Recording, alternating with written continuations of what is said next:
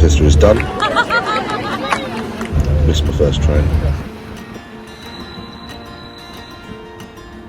So I travelled down from Manchester all the way back into London. Pit stop through London Euston. Now through Liverpool Street.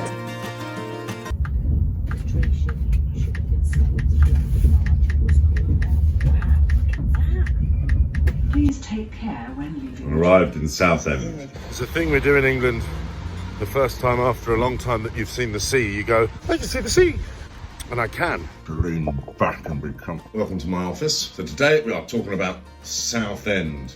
In the Saxon times, if you'd gone 40 miles east on the north side of the River Thames, you'd run into a little village called Pretty-well, a little fishing village with some huts.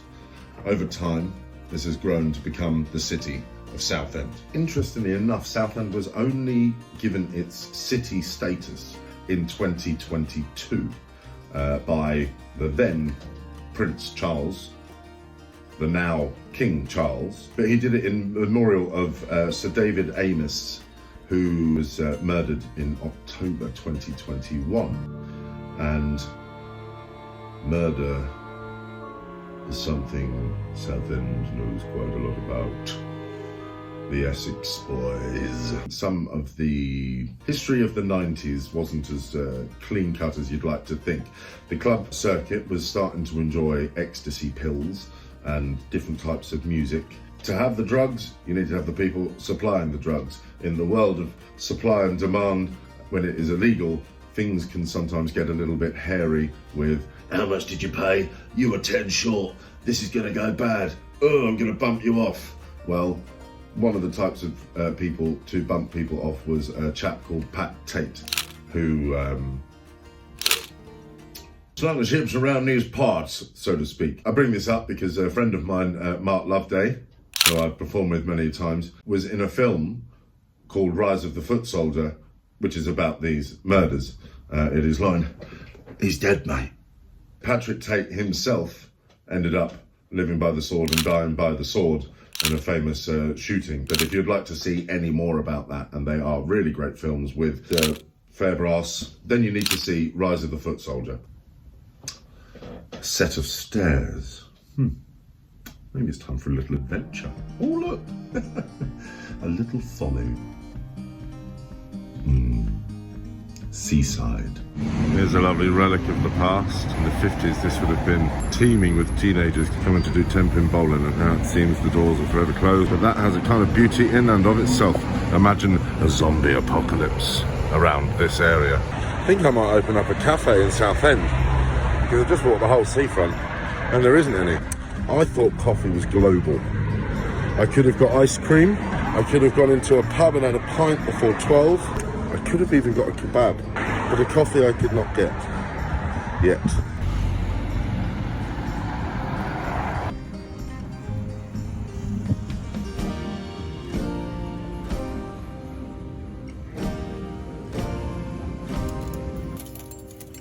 I won! I still have not found a place to go for a coffee.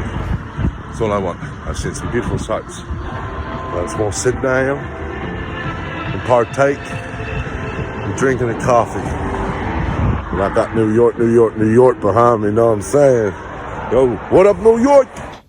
The first growth in the settlement really sort of arrived when the church was being built, so there was lots of jobs, a real sense of community was formed. And then the next surge in growth was after a visit from Caroline of Brunswick, the then Princess of Wales.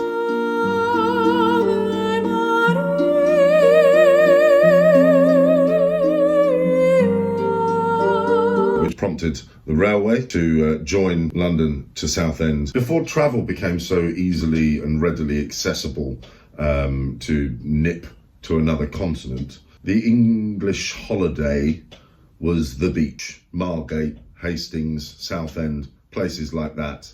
Of course, in the 50s, we're just post-war. There's peace, finally. There's a baby boom. There's family units coming together and enjoying the fact that they're not on rations anymore. To the beach they would go. But there's a nice little quote that I don't know who it's from, so anonymous. equal, if not rival, to any watering place to which the genteelest company usually resort. The agreeable distance from the metropolis, added to the incomparable fineness of the water, have involved so much polite company down these past 2 summers. We had such a polite way of talking in those days. And now for the first look at Southend's stage door. Slightly different to Manchester. The stage door. Let's do this. Hello. Boom. Howdy hi. Off to find the stage for the first time. Told it's this way. I know it's not that way. There's the truck. Managed to get here in one piece. It's Jodie counting them in, counting them out. And there's just up here, yeah?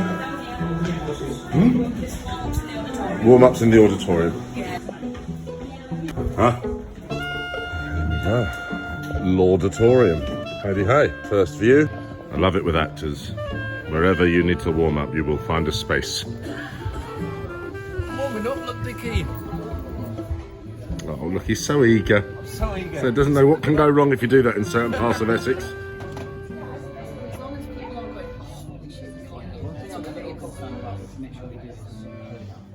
Oh, damn, yeah. I don't know what's on the list. I mean, we don't need another dance. Opening night went off with a bang. It was fantastic. We had a great reception from the crowds.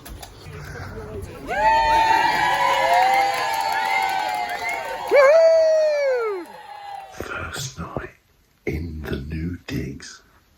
It's lovely. Check out this wallpaper.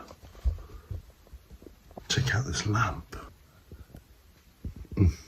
Let's not forget in World War II that Southend became an integral part of the war machine, making sure that the estuary to the Thames and therefore London was protected at all times. The Royal Navy in 1939 commandeered the pier, put some concrete blocks on the end of it to house the anti-aircraft missiles, protecting London from the Nazi attacks. All over England, you can actually see these wonderful statues in memoriam of the soldiers that lost their lives. It's a really beautiful one here in Southend, made by Edward Lutyens, who also designed the cenotaph, meaning empty tomb, which is on Whitehall when we have Remembrance Day on the 11th of November, the 11th hour of the 11th day.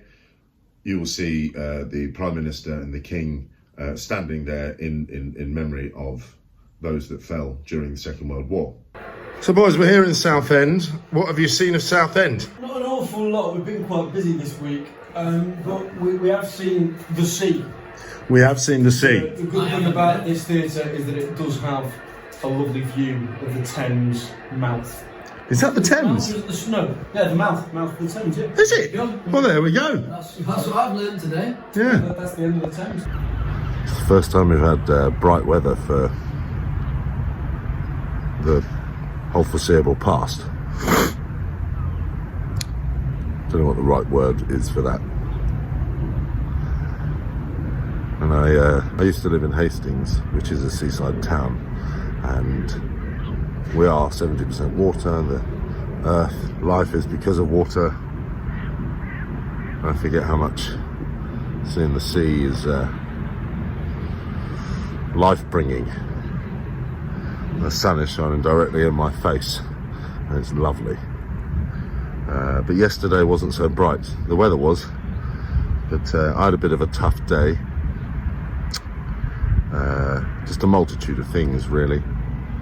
And then you have to sort of pull yourself together, pull your socks up, get on stage and give to the audience. But I guess I'm a character actor and create a persona for a performance.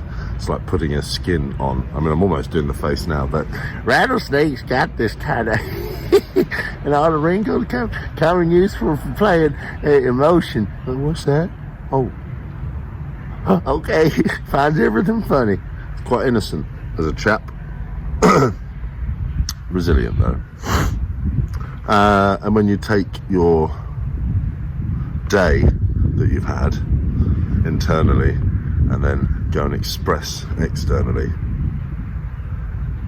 you end up finding new ways of doing things. My voice is feeling a bit rough as well, so with singing, with delivering and projecting of lines. They might come out in a different timbre or dynamic, which can affect your cast, because they're like, oh, that's not how this person usually does that, and they're making different choices today, but they become aware of you.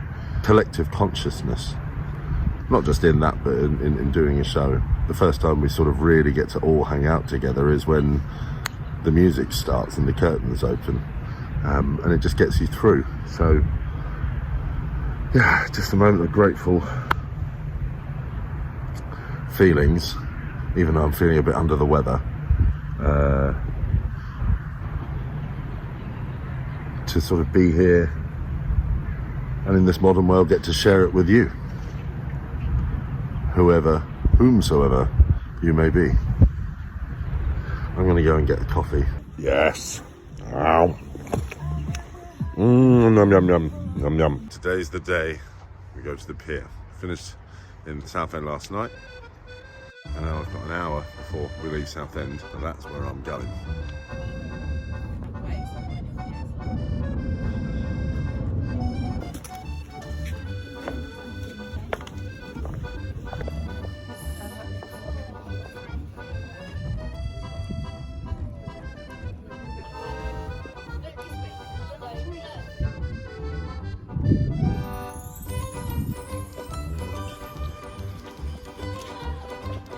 So that's it from Southend.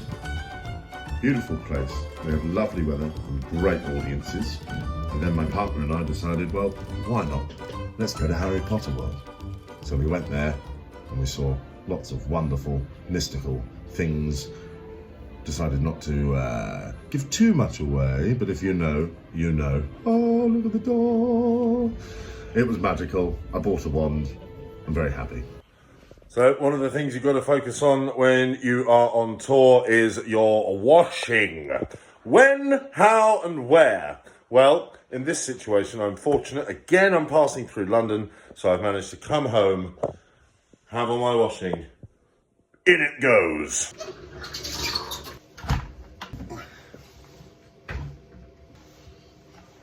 Next stop, Sunderland.